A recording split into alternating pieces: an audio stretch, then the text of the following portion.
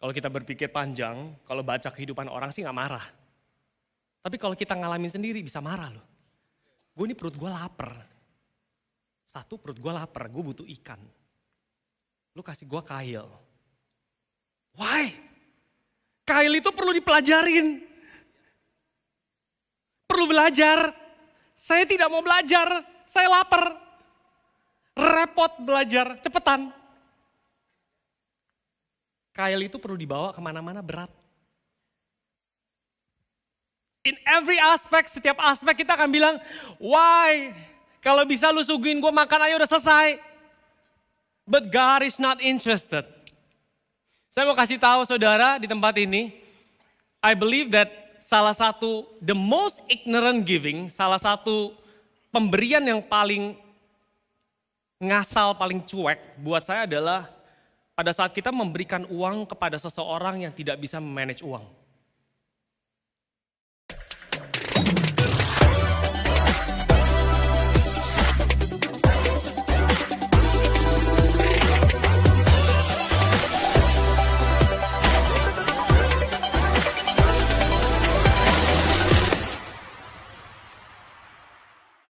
Luar biasa bisa ada di tempat ini, saya percaya kita semua diberkati dengan IFJ Praise yang luar biasa. Lagu yang terakhir mereka nyanyikan has been sudah mendengung di telinga saya berminggu-minggu. And mungkin anak-anak saya sudah bilang ganti papa yang lain. But it has been so much of a blessing. Lagu yang luar biasa diciptakan our very own pastor, Pastor Jos Artono, Perlu Tuhan. I'm so blessed by that, luar biasa. Kita masuk masih dalam tema Place of Pressure, kita masuk di minggu keempat, yaitu minggu terakhir daripada Place of Pressure. Berbicara mengenai tekanan, berbicara mengenai tantangan dalam hidup ini, yang pasti ada posisi apapun yang kita sedang emban, role apa yang sedang kita mainkan, apakah seorang orang tua, ataukah anak-anak, ataukah pekerja, ataukah atasan, pressure itu, tekanan itu senantiasa ada. Minggu lalu kita belajar bagaimana untuk kita nggak menolak keberadaan tekanan tersebut, tapi kita belajar untuk hidup, kita sadar, come to peace, coexist dengan adanya tekanan dalam kehidupan kita. Dan kemudian kita belajar bagaimana kita menggunakan tekanan yang ada, kita merubah mindset kita. Instead of kita berpikir kapan ini berakhir, kita pakai tekanan yang ada untuk kebaikan kita. Amin. Karena firman Tuhan berkata, segala sesuatu terjadi dalam hidup saya untuk kebaikan. Karena kita dipanggil, karena kita mengasihi Tuhan dan dipanggil sesuai dengan rencananya. So pagi hari ini kita akan berbicara mengenai a place of pressure dalam konteks kepemimpinan, leadership. Leadership sekali lagi saya di sini bukan hanya berbicara mengenai posisi yang diemban atau posisi yang ada di gereja atau posisi yang ada di luar. Tapi saya berbicara mengenai setiap dari kita menjadi pemimpin dalam konteks kita sendiri. Setiap dari kita bahkan menjadi pemimpin dari kita sendiri. We have to tell ourselves, seringkali kita nggak bisa hanya mengikuti apa yang perut kita mau, apa yang mood kita mau. Kita harus bisa memimpin diri kita. Kita harus bisa mengatur, mengelola kehidupan kita dengan baik. Kita akan berbicara dari satu bagian firman Tuhan yang sangat luar biasa. 1 Samuel 22. Sedikit background story-nya berbicara mengenai Daud yang pada saat itu lari daripada Raja Saul. Kemudian dia lari, kemudian dia masuk ke satu gua yang namanya Gua Adulam. Title pada pagi hari ini saya namakan From Cave, dari Goa to Crown, kepada mahkota. Kita akan belajar dari kehidupan Daud, apa yang terjadi di dalam goa tersebut. Karena saya percaya seseorang bisa berada dalam posisi crown tanpa melalui cave, tanpa melalui tekanan-tekanan tertentu, dan akhirnya akan menekan kehidupan dia adalah crown itu sendiri. mahkota itu akan menghancurkan dia. 1 Samuel 18-21 kita lihat bagaimana Saul yang menerima mahkota, menerima posisi leadership, kemudian karena posisi tersebut akhirnya dia hancur. The pressure of the crown crushed Saul. Tekanan dari mahkota menghancurkan kehidupan Saul. Maksudnya gimana, Pastor? Tekanan daripada kepemimpinan, tekanan daripada posisi kalau nggak disertakan dengan bobot untuk menjalankan, there is no way, nggak ada cara lain, pasti itu akan menghancurkan. Seseorang yang mendapat suatu posisi yang tinggi, satu tempat di mana yang mendapat kehormatan, kalau misalnya dia nggak punya bobot, itu akan dengan mudah menghancurkan.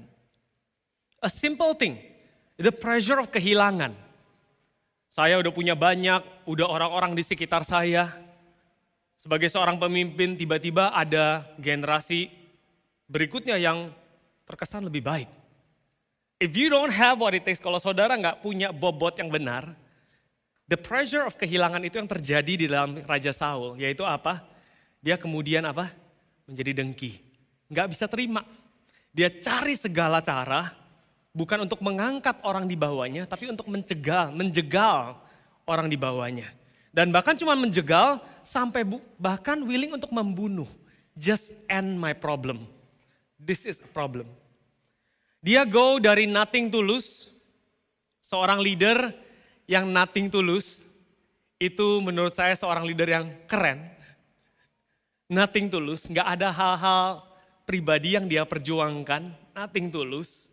It's all about serving, melayani. But Saul karena pressure tersebut dia dari nothing to lose menjadi everything to lose. The pressure of the throne, sekali lagi tekanan daripada posisi yang Saul emban ini menghancurkan dia completely. Dengan rasa dengki, rasa iri hati, ketidakpuasan. My prayer di tempat ini, saya percaya di tempat ini banyak dari kita yang memiliki posisi-posisi yang berdampak. Apakah itu di dalam keluarga, di dalam tempat kerja kita. Doa saya adalah kita sama-sama belajar pagi hari ini untuk gak menjadi orang seperti ini.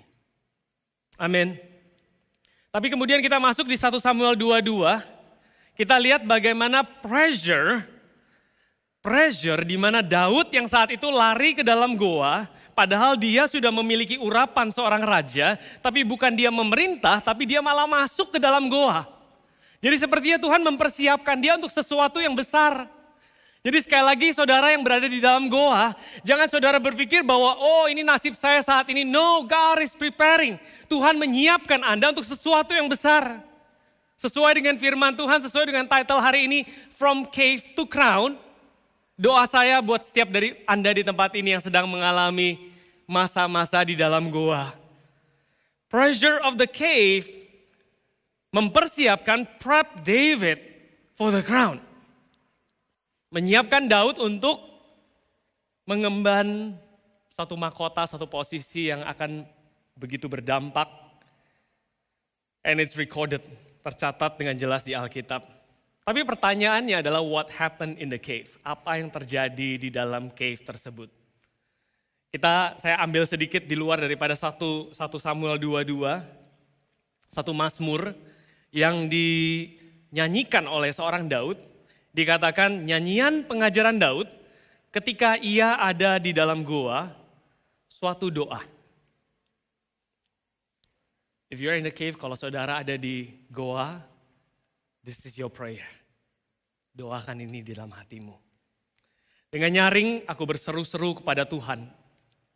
Dengan nyaring aku memohon kepada Tuhan. Berapa baik dari kita yang kalau kita butuh pertolongan, orang pertama yang kita cari atau sosok pertama yang kita cari bukan Tuhan. Di sini Daud mengatakan aku dengan nyaring, dengan bahasanya lantang, aku berseru suara yang sangat besar kepada Tuhan. Dengan nyaring aku memohon kepada Tuhan. Dikatakan bukan untuk menyerukan untuk haleluya, haleluya. Tapi ayat 3 dikatakan aku mencurahkan keluhanku ke hadapannya. Wow. Berapa baik gereja yang ngajarin untuk mencurahkan keluhan kepada Tuhan. Mungkin seringkali kita gereja lebih ngajarin untuk haleluya, haleluya. Kalau ada masalah urus sendiri. Nanti kalau udah balik lagi, udah bagus, baru datang ke Tuhan, berikan yang terbaik. Tapi saya mau kasih tahu saudara di tempat ini, Tuhan mau saudara, kehidupan saudara seutuhnya, apa adanya, kegagalan, kekecewaan semua, dia siap menerima. Orang yang biasa datang kepada Tuhan dengan segala kekecewaan, mereka nggak datang ke orang. By the time mereka datang ke orang, mereka sudah terlihat, kok oke-oke aja ya gitu. Karena kenapa? Karena pas bagian hancur-hancurnya, itu bagian dia sama Tuhan. Bukannya malah ke orang, tapi ke Tuhan. Aku mencurahkan keluhanku ke hadapannya, kesesakanku kuberitahukan ke hadapannya. Ayat 4, ketika semangatku lemah lesu di dalam diriku, engkaulah yang mengetahui jalanku. Di jalan yang harus kutempuh dengan sembunyi mereka memasang jerat terhadap aku. Oh, ini orang yang luar biasa. Dia bisa mengatakan kepada Tuhan, ini orang-orang coming against me. Enggak cuman religion, enggak cuman agamawi. Tapi Daud ini orang yang punya hubungan sama Tuhan. Pandanglah ke kanan dan lihatlah, tidak ada seorang pun yang menghiraukan aku. Berapa baik di sini yang merasa enggak ada yang hiraukan? Oke, mungkin enggak sekarang. Berapa banyak di sini yang pernah merasa tidak dihiraukan pada saat berada dalam tantangan? Enggak ada. Saya sendiri. Puji Tuhan. Jemaat IFGF Jakarta butuh altar call. Buat setiap orang yang berbohong Tuhan. Berbicaralah ke dalam hati mereka. Tidak ada seorang pun yang menghiraukan aku. Nobody cares about me. Gak ada yang peduli. Tempat pelarian bagiku telah hilang. Kakak rohani pada sibuk semua. Mau samperin ke rumahnya. Gak pernah bisa. Tempat pelarianku telah hilang. Pastor pada keluar. Sibuk ngurusin gereja. Pernah? Gak pernah lagi. Gak pernah lagi kita pulang habis ini. Tidak ada seorang pun yang mencari aku. Tidak ada seorang pun yang mencari aku. Saudara bisa merasakan pernyataan-pernyataan seperti ini. I think it relates to all of us. Tapi saya mau kasih tahu saudara, kalau saudara punya masalah ya, jangan nunggu orang nyari ya. Cari orang. Bukannya orang yang nggak mau nyari, tapi emang kagak tahu kalau Anda lagi punya masalah. Jadi saya ajak untuk teman-teman di tempat ini, kalau ada masalah cari orang untuk bantuan. Enggak semua orang bisa bantu, tapi paling nggak kita cari orang untuk bantu. I like the idea of bedanya antara coaching dengan mentoring. Coaching itu yang nyecerin orang yang dia train, karena dia ada sesuatu yang dia bawa. Kalau mentoring itu lebih ke arah mentinya atau mentorinya yang mencari mentornya. I want you to be my mentor, teach me. Seorang mentori itu selalu datang dengan pertanyaan. Can I ask you, how am I gonna do this? Gimana caranya? Tapi statement ini sering terjadi dalam kehidupan kita. Kita ngerasa sendirian, tidak ada orang yang mencari. Ayat 6 dikatakan, aku berseru-seru padamu ya Tuhan, kataku, engkaulah tempat perlindunganku, bagianku di negeri orang-orang hidup. Perhatikanlah teriakku sebab aku telah menjadi sangat lemah. Lepaskan aku daripada orang-orang yang mengejar aku, sebab mereka terlalu kuat bagiku. Keluarkan aku dari dalam penjara untuk memuji namamu. Orang-orang benar akan mengelilingi aku apabila engkau berbuat baik kepadaku. Seorang D.L. Moody, seorang luar biasa, dia adalah seorang pastor. He is the founder of Moody Bible School yang ada di Chicago, dia berkata seperti ini, Moses spent 40 years, Musa menghabiskan 40 tahun thinking he was somebody. 40 tahun pertama dia berpikir bahwa dia adalah somebody. 40 years, another 40 years, 40 tahun berikutnya, learning that he was nobody. Dia belajar bahwa dia itu bukan siapa-siapa. Musa hidup 120 tahun. 40 tahun pertama, dia adalah anak daripada Firaun. He think he is somebody. 40 tahun kedua, he come to know that he is nobody. Dia itu bukan siapa-siapa. Dan 40 tahun terakhir, he come to learn. He discover what God can do with nobody. Apa yang Tuhan bisa lakukan kepada seorang yang bukan siapa-siapa. Dia membelah lautan, membawa bangsa Israel keluar daripada tanah Mesir. Crown, mahkota berbicara mengenai posisi. But cave berbicara mengenai pressure. Berbicara mengenai tekanan. Berbicara mengenai responsibility. Kemampuan untuk mengambil, kemampuan untuk mengelola. Crown berbicara mengenai hak istimewa. Crown speaks of privilege, but cave speaks of posture. Mahkota berbicara mengenai hak istimewa, namun goa berbicara mengenai suatu postur. Cara kita berpikir, kepada siapa kita lari pada saat kita bermasalah, kepada siapa kita berharap. Sekali lagi, crown. Banyak orang-orang berada di posisi hanya mau privilege. Ya, saya mau hak istimewanya sebagai seorang leader. Dihormati, dielulukan. But do you have the posture? Apakah kita memiliki postur yang benar di dalam kita memimpin? It's very, very critical dan important. Oleh karena itu, the first point yang saya mau bawa adalah cave. Goa memperlengkapi kita dengan cara yang tidak bisa dilakukan oleh mahkota. Mahkota memberikan kita posisi, but cave gave us posture. 1 Samuel 22 ayat 1-2 dikatakan lalu Daud pergi dari sana dan melarikan diri ke gua Adulam. Dia lari ke dalam gua ini. Ketika saudara-saudaranya dan seluruh keluarganya mendengar hal itu, pergilah mereka ke sana dan mendapatkan dia. Wow, this sounds good ya. Pada saat kita ada masalah, kita lagi ngumpet, tiba-tiba keluarga kita datang. Wow, this sounds good. Ayat keduanya.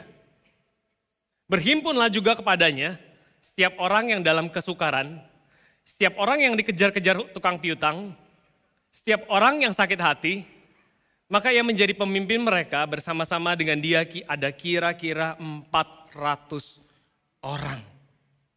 Saudara dikirimin 400 orang, itu harusnya seneng ya. Kan mau jadi raja, sudah diurapi menjadi raja, tapi tidak ada pengikut. Dikirim 400 orang harusnya seneng ya. Tergantung spesifikasi yang dikirimkan. Saudara kalau baca ini ya, ini kombinasi killer combination. Setiap orang yang kesukaran itu orang yang punya masalah dari luar. Setiap orang yang dikejar-kejar hutang itu keberadaannya bermasalah. Karena net worth-nya minus. Dikejar-kejar. Tambah orang yang apa? Sakit hati. Dari luar bermasalah, secara fisik bermasalah, secara emosional bermasalah. Kalau saudara jadi raja, dikirimin 400 orang kayak begini. Satu aja kadang udah cukup dalam kehidupan kita. Ya, gak usah banyak. Satu yang sakit hati aja, as a pastor, kita jalan sama satu orang yang sakit hati. Itu kadang-kadang kita sakit hati sendiri gitu. Rasanya sakit banget. Kayak pengen kabur dan gak mau jadi pastor lagi kadang-kadang. Tapi ini 400 orang yang berada dalam kesukaran secara kondisi, dikejar hutang piutang, dikejar hutang, dan sakit hati dalamnya. God, I ask for a solution. Tuhan, aku minta solusi. Aku lagi dikejar-kejar sama Saul. God, I'm asking for solution. Why more pressure? Pernah saudara alami itu? Saya mintanya solusi, Tuhan. Saya lagi dikejar Saul. At this moment it would be great if you send one person, satu orang aja, ya, buat melindungi saya, paling enggak lebih aman sedikit. But God sent 400 orang yang lebih parah dan butuh bantuan. Why more pressure? Tuhan, saya minta solusi, tapi kenapa yang datang malah tekanan? Saya mau kasih tahu, when God equips you, kalau saudara diperlengkapi sama Tuhan, Tuhan itu bukan cuman, God is not interested in solving your today's problem only. Saudara tahu, He is interested in setting you up for life. Kita seringkali gak mengerti cara Tuhan. Kita maunya cara kita. Gue lagi butuh ini, tolong datangkan ini. Jangan kirim yang lain. Kok datangin yang lain? Saya gambarkan ini seperti seorang anak-anak yang megang gunting. Yang buat dia adalah itu mainan. I enjoy. Lagi gunting, tiba-tiba mamanya ambil. Gak ngerti. Why you have to take this away from me? Cara yang baik untuk membuat saya happy saat ini adalah give me that scissor. Di rumah tangga saya bilang begitu banyak hal yang mungkin saya akan izinkan anak saya untuk mencoba. But there are times pada saat dia gonna hurt himself, pada saat dia akan melukai dirinya, saya nggak peduli dia ngerti nggak ngerti. Saya ambil dulu barang-barang itu. Urusan ngerti, urusan nantian. And the same thing dalam kehidupan kita sebagai orang-orang Kristen, sebagai orang-orang percaya yang punya Tuhan, yang punya Allah Bapa, seringkali cara kita mau untuk menyelesaikan masalah itu bukan caranya Tuhan. God is not interested in solving just today's problem. Tuhan tidak hanya tertarik untuk menyelesaikan masalahmu hari ini. Dia tertarik untuk mempersiapkan dirimu untuk kehidupan yang seutuhnya. Bukan hanya menang dari satu pengejaran, tapi sebenarnya Tuhan sedang mengirimkan satu grup tentara yang satu hari akan bukan cuma melindungi dia dari Saul, tapi melindungi dia dari segala musuh yang ada. Kalau saudara tahu David has 300 mighty men. Daud itu adalah seorang raja yang punya 300 orang kuat di sekitarnya. Asalnya mereka itu dari 400 orang seperti ini. Saudara bisa punya posisi seperti Saul dan punya prajurit yang banyak. Tapi Daud melalui pengalamannya di goa, dia bukan saja mendapat prajurit, tapi dia mendapat brothers. Brothers yang convictionnya kuat dan bukan cuma hanya sekedar mau menang, mau membereskan satu masalah. Tapi he got brothers. 300 orang yang nanti akan kita pelajari. What they did, apa yang mereka kerjakan buat Daud. Dalam pengertian ilustrasi fish versus hook. Seringkali pada saat kita lapar, kita butuh ikan, kita maunya dikirimkan ikan, bener ya?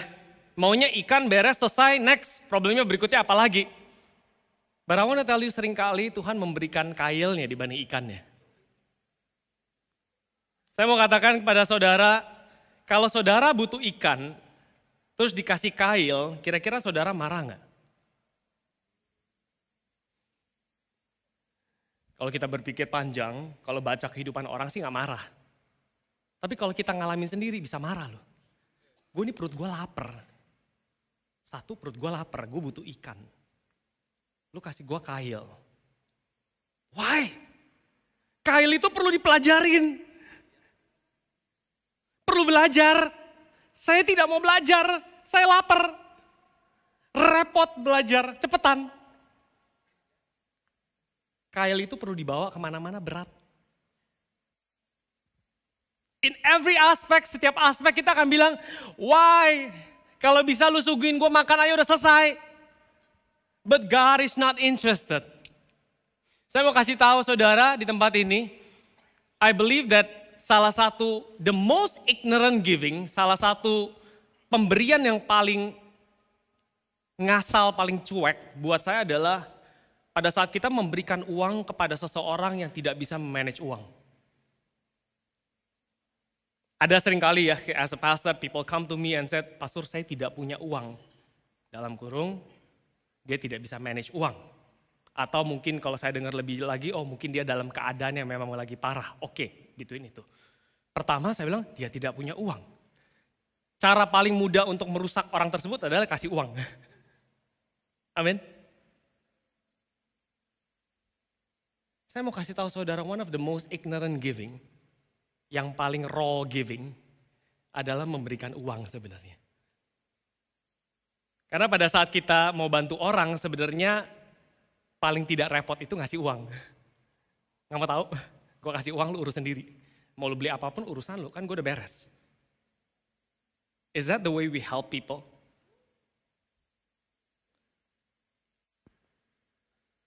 Di dalam perjalanan saya saya pernah set up company, business person, I learn.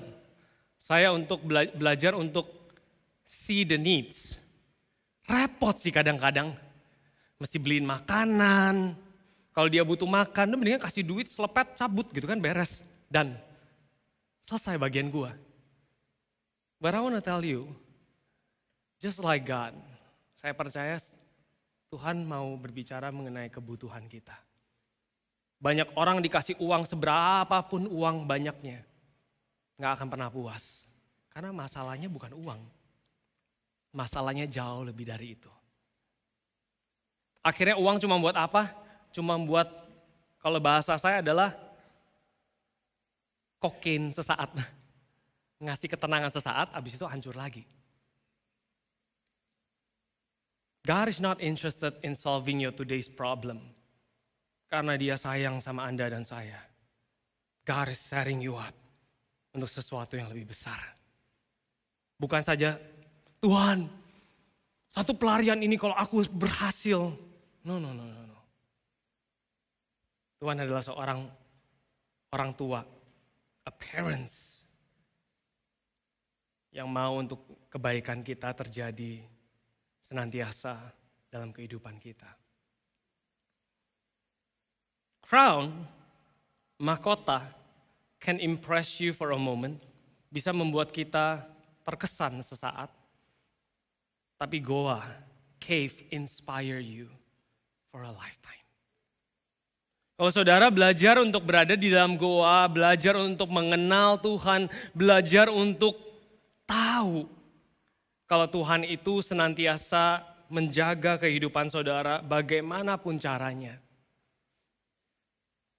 Many times in my life, jujurnya saya banyak kali dalam kehidupan saya, I want God to do it my way. Saya mau Tuhan melakukan dengan cara saya. But at the end of the day, satu hal yang saya sadar adalah when it's God's way, pada saat caranya Tuhan, itu yang terbaik. At times saya suka ngomong seperti ini, mungkin beberapa bulan yang lalu. This actually resonate, ini benar-benar menggaung di dalam kehidupan saya. Saya suka ngomong seperti ini. My life is better, hidup saya lebih baik in God's hand, lebih baik di tangan Tuhan than in my own hand. And I really mean that. Saya lihat bagaimana saya menghancurkan kehidupan saya sendiri kalau saya bergantung kepada cara-cara saya sendiri.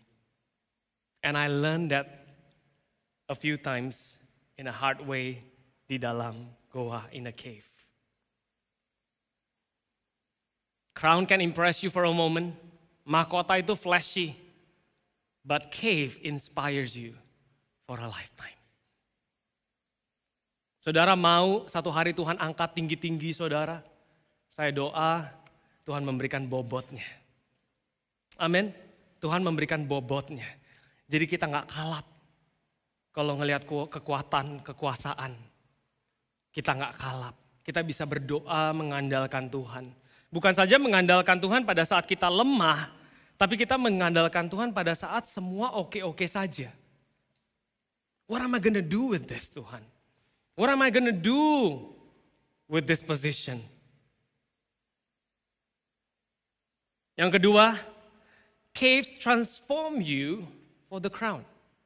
Kalau tadi equip kita dengan cara yang berbeda, dia selalu punya cara yang lebih besar daripada cara kita. Cave, pengalaman kita di dalam gua itu mengubah kita dari dalam. Cave transform you for the crown. 2 Samuel 23, 13-17. Saya mau ceritakan 400 orang ini akhirnya jadi apa? This is them. Sekali lagi datanglah 3 orang dari ke-30 kepala mendapatkan Daud menjelang musim menuai dekat gua Adulam. This is many years later. Beberapa tahun kemudian, jauh dari beberapa puluh tahun dari pada saat mereka datang. Sedang pasukan orang Filistin berkemah di lembah Refaim. Waktu itu dikatakan dia lagi dikelilingi dengan orang-orang 300 orang yang luar biasa dan dikatakan ada yang mengalahkan beruang, ada yang mengalahkan lion, bahkan mengalahkan orang yang berjalan sama-sama Daud. Ayat 14, pada waktu itu Daud ada di dalam kubu gunung dan pasukan penundukan orang Filistin pada waktu itu ada di Bethlehem. Jadi kota Bethlehem dikepung oleh orang Filistin. Ayat 15, lalu timbullah keinginan pada Daud dan ia berkata, sekiranya ada orang yang memberi aku minum air dari perigi Bethlehem yang ada dekat pintu gerbang. Ayat 16, lalu ketiga pahlawan itu menerobos perkemahan orang Filistin. Mereka menimba air dan perigi Bethlehem yang ada dekat pintu gerbang, mengangkatnya dan membawanya kepada Daud. Tetapi Daud tidak mau meminumnya, melainkan mempersembahkannya sebagai korban curahan kepada Tuhan. Katanya, jauhkanlah daripadaku ya Tuhan untuk berbuat demikian. Bukankah ini darah orang-orang yang telah pergi dan dengan mempertaruhkan nyawanya dan tidak mau ia meminumnya. Itulah yang dilakukan ketiga pahlawan itu. Saudara tahu pada saat kita mengizinkan goa di dalam Tuhan mengubah kehidupan kita, mengubah kehidupan kepemimpinan kita, kasihnya itu mengubah dari dalam. Daud pada saat itu bukan lagi memerintah. Tolong ambilkan air. Dia gak lagi merintah, dia cuma lagi ngomong. Gue kangen sama air di kota Bethlehem. This is sesuatu yang tidak bisa didapatkan oleh mahkota. Dia cuma bilang dia mau air. Ada 3 orang yang mendengar. Menerobos barisan Filistin. Cuma buat ngambil air. Yang gak penting. Air itu gak penting. Banyak air-air lain dia gak mati kalau gak minum yang di Bethlehem.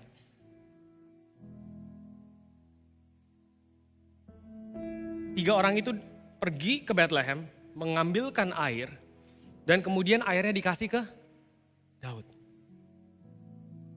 Kalau gayanya kepemimpinan dunia saat ini mungkin udah bilang, lihat, keren gak gue? Gak pakai minta, gak pakai nyuruh, langsung disuguhkan. Kayak miara binatang. Good boy. Keren gak gue? Tapi Daud gak begitu. Pada saat dia lihat air itu, yang dia katakan apa? Air ini adalah nyawa daripada orang-orangku. Aku gak layak terima ini. Dan dipersembahkan itu ke Tuhan. He has an amazing posture. Satu postur yang gak dipunyai oleh banyak pemimpin-pemimpin saat ini. Banyak pemimpin saat ini mungkin minum, keren gak gue? Look at me how good I am. Nih selama ini gue hidup sama mereka dalam kesusahan, now it's my credit. Saya mau kasih tahu, it's not like that. Daud memberikan persembahan ini, korban curahan kepada Tuhan. Dan katanya, jauhlah daripadaku, away from me. This is the life of my people. Ini hidup daripada orang-orangku. That's what cave do to you. Saudara akan melihat orang-orang itu berharga.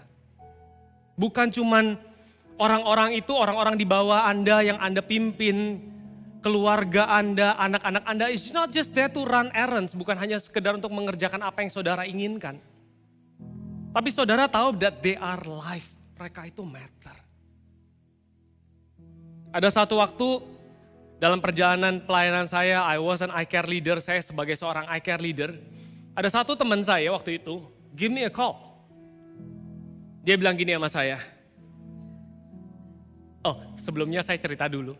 Saya itu jadi eye care leader yang lumayan kritis. Saya suka nanya begini sama Tuhan, kan kita di eye care, sebagai eye care leader, sebagai leader kan kita diajarin, berdoalah buat member-membermu gitu kan. Berdoalah buat orang-orang di bawahmu. Saya mikir dalam hati saya, ngapain ya gue doain mereka? Oh Tuhan juga tahu masalah mereka gitu. Why do I have to pray for them? God knows their problem more than I do. Malah I should pray for myself. Because banyak hal juga yang gue perlu Tuhan. Waktu itu saya lagi dalam satu perjalanan, saya nanya Tuhan, why do I have to pray for them? Buat apa saya perlu doa buat mereka? Terus tiba-tiba, as an eye care leader, tiba-tiba saya dapat phone call. Satu telepon, dia ngomong begini, Di, I trust that you are my leader. Dia bilang. Terus dia ngomong begini, saya ada tawaran untuk mau pindah ke US. At your one yes, I'll go. At your one no, I'll stay. Di waktu saya dengerin telepon itu, saya cuman kayak, am I gonna screw up his life? Gitu. And I said like, let me pray about it. Bold banget. Dia bilang, Andi bilang pergi, pergi. Andi bilang, stay, stay. Karena saya tutup telepon itu. Saya doa sama Tuhan. Tahu gak Tuhan, dalam hati saya Tuhan bilang begini sama saya. That statement is not for you. That statement is for me. Dia harusnya ngomong sama gua, bukan sama lu. Salah orang. Dia itu harus ngomongnya sama Tuhan. Tuhan, at your yes it's yes, at your no it's no. But such an honor, Tuhan dalam hati saya benar-benar taruh dalam hati saya. Such an honor. Itu kehidupan orang loh, gak main-main. Yes and no itu gak bercandaan. Bisa ngerusak kehidupan dia total. Tapi Tuhan bilang sama saya, that honor, Tuhan tanya, lu mau buat apa? The person gave it to you. Orang itu ngasih ke kamu, that honor. Tuhan nanya, lu mau apain? And then ayat ini datang kepala saya. And I said, that honor is not mine. That honor is yours. Tuhan, aku berdoa, biar kehendak-Mu yang jadi. At that moment, bangga gak? Boro-boro bangga. Saya takut. Away from me. Jauhlah daripada aku. Ini hidup orang. And di situ Tuhan menjawab, that's why I want you to pray for your people. Because seringkali mereka memberikan apa yang harusnya mereka berikan ke Tuhan, mereka berikan ke teman. Kalau teman ini gak bergantung sama Tuhan, game over. Kita menjadi jembatan. Let God's will be done. Pada saat mereka memberikan honor seperti itu, wah pastor, whatever you say, I will follow. Not me. God, don't follow me. Okay, I'm not good enough. Karena apa? Karena hidup itu berharga. Jangan kita tepok. Oh, gue ganteng, gue cakep, keren kan gue. Sampai orang ini bisa memberikan kehidupannya kayak begini sama gue. Udah besok gue pakai deh, kirim aja. Ke negara mana gitu. No, wait. Do you deserve that life? Jauhlah daripada aku berbuat demikian. Bukankah ini darah orang-orang yang telah pergi dengan mempertaruhkan nyawanya. Dan tidak mau ia meminumnya. I refuse. Itulah yang dilakukan ketiga pahlawan itu. This is the experience of the cave. I want to tell you, orang-orang di bawah anak-anak Anda akan melihat. This is also a family month buat kita. Anak-anak Anda akan melihat. Bukan melihat Anda itu Superman yang gak pernah buat salah. Tapi anak-anak Anda akan melihat how you operate with your heart. How you trust God. Gimana cara kita percaya sama Tuhan. Di gereja ini saya selalu bilang to the volunteers, I keep reminding the volunteers, kata volunteer itu sangat keren ya. I like the idea of volunteer. Saudara, kita melayani di gereja, yang paling harus kita hindarin adalah apa? Adalah kata keharusan. I like the idea of volunteer. Kita memberikan karena kita mau memberi. Kita memberikan karena kita mengucap syukur apa yang Tuhan sudah kerjakan, kita mau melayani Tuhan. Tapi berapa banyak dari Anda tahu pada saat kita melayani, kita yang datang punya hati mungkin ya 1 minggu saya alokasikan 2 jam untuk pelayanan. The job of the church itu harus cultivate the heart untuk bisa lebih lagi buat Tuhan. Oke? Tapi cultivating the heart itu susah. Kita rubah jadi keharusan. Karena keharusan tidak butuh maintenance. Harus lu, kalau gak pelayanan ya, lu sesat lu. Kalau gak pelayanan lu gak baik lu, masa lu gak ngucap syukur. We turn sesuatu yang so beautiful. Satu hati yang memberi kita rubah itu menjadi apa? Peraturan, keharusan. Tuhan mati buat kita, dia jalan setiap langkah, it's voluntary. Kita belajar itu di kelas kelas serve. Every step is voluntary. That makes it beautiful. Kalau kita gak hati-hati, pelayanan kita berubah semua. Jadi keharusan. Saya mau kasih tahu saudara di tempat ini, you are a free man. Anda adalah orang-orang bebas. If the Son has made you free, anaknya sudah memerdekakan kita, kita adalah orang-orang merdeka. Kita melayani dengan hati. Is it you want to drink it for pleasure? Or pour it as an offering to God. Saya percaya Anda dipercaya dalam kehidupan as a leadership. Saya percaya ada area-area dalam kehidupan, if you are running a company, kalau Anda adalah seorang manager, orang mempercayakan kehidupan mereka kepada Anda. You want to drink it for your pleasure? Saudara mau minum itu untuk kebaikan, untuk kesenangan sendiri? Atau Anda mau memberikan itu kepada Tuhan? Karena dibalik dari orang yang kerja itu, mungkin ada keluarga, ada anak-anak. Keputusan yang saudara ambil mungkin akan efek keluarga mereka. When God transform, pada saat the cave transform you, it turns duty into devotion. Merubah suatu keharusan menjadi suatu pengabdian. Devotion. Crown may transform our image. Mahkota mungkin membuat kita kelihatan lebih keren. But cave transform our inside.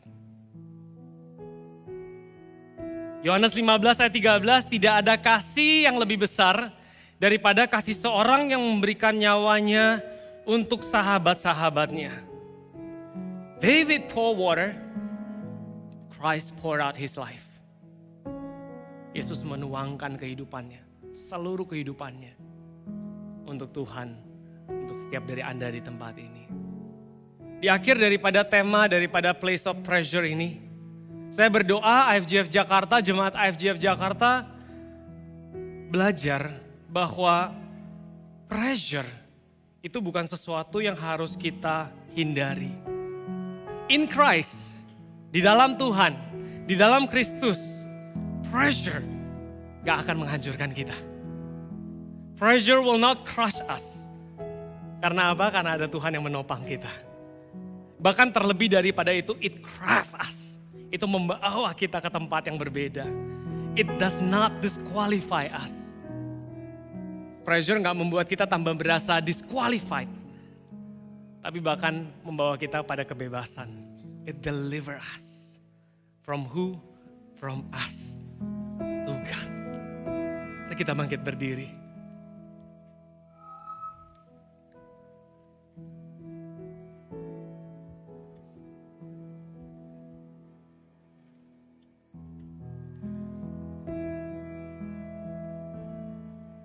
Tuhan, kami mengucap syukur untuk kepercayaan yang Kau berikan dalam kehidupan kami. Dalam kepemimpinan, apapun yang kami kerjakan Tuhan. Di dalam keluarga, di dalam perusahaan, organisasi. Tuhan, kami berdoa Tuhan untuk Engkau memberikan kami bobot. Engkau memberikan kami alasan. Pada saat kami melihat Engkau sebagai Tuhan dan Allah dalam kehidupan kami bisa belajar, kami bisa tahu bahwa untuk memimpin bukanlah sekedar nyuruh atau get things done. Tapi menjadi penjaga atas kehidupan mereka. Menjadi penjaga atas jiwa mereka. Tuhan, kami lihat kehidupan kami, jaga jiwa sendiri aja udah gak mampu. Apa yang memampukan kami Tuhan kalau bukan Engkau? Tapi Tuhan, Engkau taruh kami di posisi-posisi ini saat ini, di tempat-tempat kepemimpinan. Dalam keluarga, dalam perusahaan. Tuhan, Engkau mau menyatakan kebesaran-Mu. Bahkan kalau Anda gak memimpin siapa-siapa, memimpin diri sendiri salah satu hal yang paling susah. Tuhan, aku berdoa pagi hari ini. Dengan kekuatan yang daripada-Mu, kasih karunia-Mu Tuhan. Kami berdoa Engkau bawa kami ke tempat-tempat yang tinggi. IFGF Jakarta, saya percaya this is gonna be a turning point. Untuk beberapa dari Anda, ini akan menjadi titik balik dari beberapa dari Anda. Because you know, Anda tahu that this cave, goa yang sedang Anda alami saat ini, adalah batu loncatan kepada mahkota yang Tuhan akan berikan dalam kehidupanmu. You know. Anda tahu dengan jelas rancangan-rancangan yang Tuhan punya dalam kehidupan kita adalah rancangan-rancangan besar yang akan mendatangkan kebaikan bagi banyak orang. Yang akan memuliakan Tuhan. Tuhan, aku berdoa, without gak ada yang lihat kanan kiri, if you feel that there is you, angkat tangan gak usah tinggi-tinggi. Angkat tangan gak usah tinggi-tinggi. It's between you and God. Engkau katakan kepada Tuhan, Tuhan aku siap. Aku siap untuk dibawa, untuk mengalami tempat-tempat yang tinggi, yang penuh berkat. Karena hari ini di dalam goa, aku melihat kehidupan berharga. Aku melihat every life matter. Aku mau menjadi berkat bukan hanya kepada diriku sendiri, tapi berkat kepada orang-orang di sekitarku. Tuhan, aku berdoa untuk setiap tangan-tangan yang terangkat. From cave to crown, let it be in Jesus' mighty name. Di dalam nama Tuhan Yesus, aku berdoa. Mari angkat tangan kita bersama-sama, kita akhiri Sunday service kita pada pagi hari ini. Tuhan, aku berdoa, Kau lihat setiap tangan-tangan yang terangkat, tangan-tangan yang menyatakan bahwa mereka butuh Engkau. Mereka bukan orang-orang yang mengejar berkat, hanya mengejar berkat, tapi mereka adalah tangan-tangan yang mengatakan, aku butuh Engkau. Dalam kesesakanku, aku meneriak-teriakan kepada Engkau, aku berseru kepadamu Tuhan. Tuhan, aku berdoa sekali lagi, tangan-tangan ini enggak terlepas dari yang namanya kelemahan, kekurangan. Di Diberkatilah engkau pada saat engkau masuk, diberkatilah pada saat engkau keluar, diberkatilah engkau menjadi kepala dan bukan menjadi ekor, diberkatilah lumbung-lumbungmu, engkau akan diberkati dan berkat itu akan meluap. Tapi di atas itu semua orang akan melihat bahwa kok tangannya cuma begitu, kok orangnya cuma begitu, tapi kok diberkati luar biasa. And it's gonna be an opportunity untuk Anda katakan, it's my God. Bukan aku tapi Tuhanku. Tuhan, aku berdoa, Kau berkati setiap tangan terangkat, Kau berkati setiap hidup di tempat ini. Kami serahkan semuanya di dalam nama Tuhan Yesus. In Jesus name we pray. Amen, amen, amen. Beri kemuliaan buat Tuhan kita. Luar biasa, God bless you. Happy Sunday buat Anda yang hadir secara online. Find an eye care. Happy Sunday, God bless. Untuk informasi lebih lengkap mengenai IFGF Jakarta, Anda dapat mengunjungi Linktree IFGF Jakarta yang tertera di deskripsi YouTube dan juga bio Instagram IFGF Jakarta. God bless you.